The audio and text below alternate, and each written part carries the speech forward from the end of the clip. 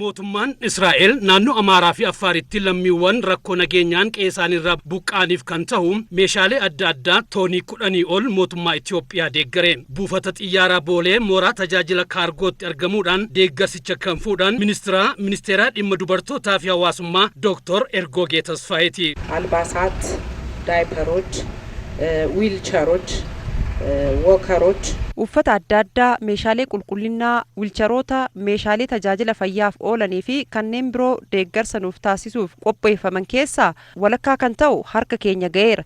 Inni kaanis yeroo dhiyootti ni dhufa. Deeggarsa nuuf taasifames mootummaa Israa'eliin ni galateeffanna. Lammiiwwan buqqaan qe'eesaanitti deebisuudhaan dandamachiisuuf xiyyeeffannoo fi ciminaan hojjechuu akka barbaachisus himaniiru. አሁን የመጣው ድጋፍ ወደ 14700 kilograama ወይም 14 ቶን deeggarsa amma dhufe kiloogiraama 14,000 fi 700 yookiin toonii 14 kan ta'udha. Meeshaalee kanaas naannoo Amaaraa fi Affaariitiif lammiiwwan buqqaan ni qaqqabsiisna.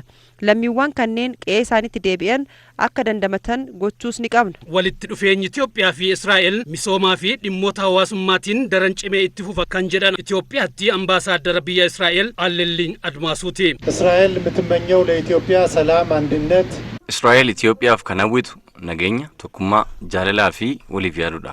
Walitti dhufeenyi siyaasaa biyyoota lamaanii akkuma jirutti ta'ee keessumaa dhimmoota misoomaaf hawaasummaa wajjin wal qabatan irratti waliin hojjechuuf xiyyeeffannoo guddaatu jira.